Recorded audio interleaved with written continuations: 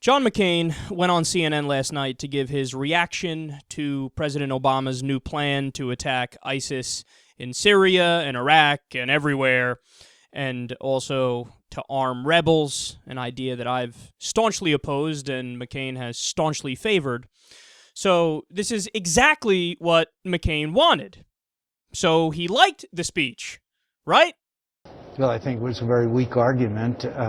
By the way, I'm astounded that Mr. Carney should say that the Free Syrian Army is now stronger. In fact, they've been badly, well, that's not what I said, damaged. Senator. I said, if I could, sir, what I said is that we know a great deal more about the makeup of the opposition. Come on, Jay, we knew all about them then. You just didn't choose to know. I was there in Syria. We knew them. Come on, you guys are the ones. It's your boss is the one that when the entire national security team wanted to arm and train them, that he turned them down, Mr. Carney, after a... Well, Senator, I'm not... I think we have to agree to disagree on this. No, facts are stubborn things, Mr. Carney, and that is his entire national security team, including his Secretary of State, said we want to arm and train and equip these people, and he made the unilateral decision to turn them down. And the fact that they didn't leave a residual force in Iraq, overruling all of his military advisors, is the reason why we're facing ISIS today. So the facts are stubborn things in history, and people ought to know them. And now the president is saying basically that we are going to take certain actions which I would favor, but to say that America is safer and that the situation is very much like Yemen and Somalia shows me that the president really doesn't have a grasp for how serious the threat of ISIS is.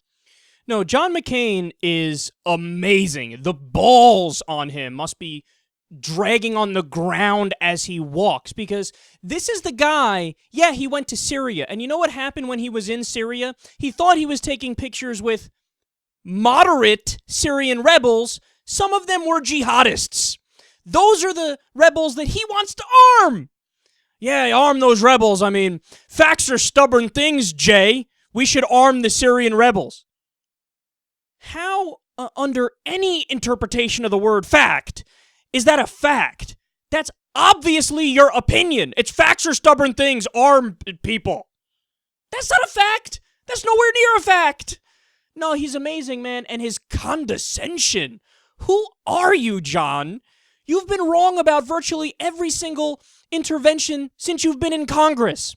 I mean, this is the guy, he was screaming about invading Iran during the Bush years. And then now what's happening? Because of ISIS, we are aligned with Iran. We're fighting alongside Shiite Hezbollah in regions in Iraq right now.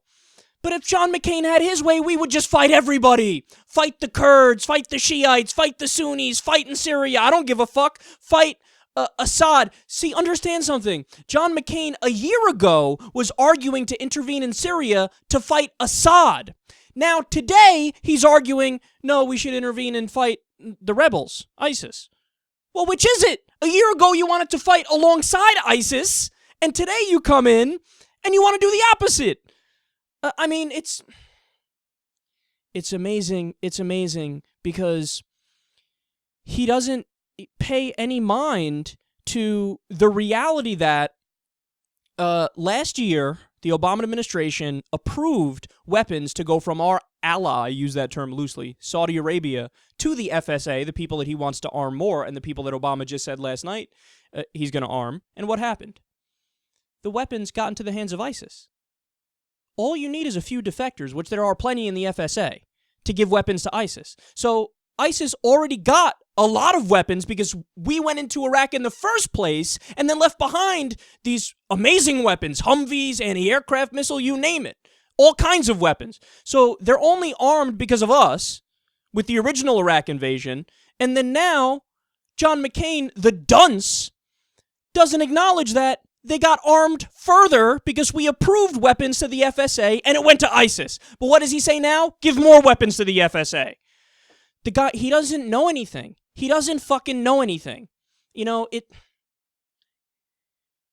he's never going to learn the lessons of history, man. I was talking about this yesterday. It seems like every time the U.S. arms somebody, sure, there are a few exceptions, right? Maybe Bosnia, Kosovo, Kuwait, World War II, Korea maybe, but most of the time, like, we armed Israel. What does Israel do? They fucking, kill over 2,000 Palestinians recently, 80% civilian death rate, bombing UN schools and areas that are housing refugees.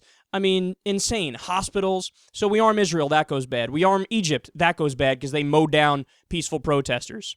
We arm, under Reagan, we arm the Mujahideen. They, of course, break up into Al-Qaeda and the Taliban, use those weapons to fight us. And what's his solution today? Well, arm more. And then finally, last thing I'll say on this, dude, President Obama gave a speech that, unfortunately, I'm not happy about this, but it was exactly all the things you want, John McCain. But he's still bitching and moaning. He's still bitching and moaning and talking with the condescending tone, like, everything is wrong, everything is bad, Obama can't do anything I like, even though he just argued for everything that I'm in favor of, and that's what we're going to do. Facts are stubborn things.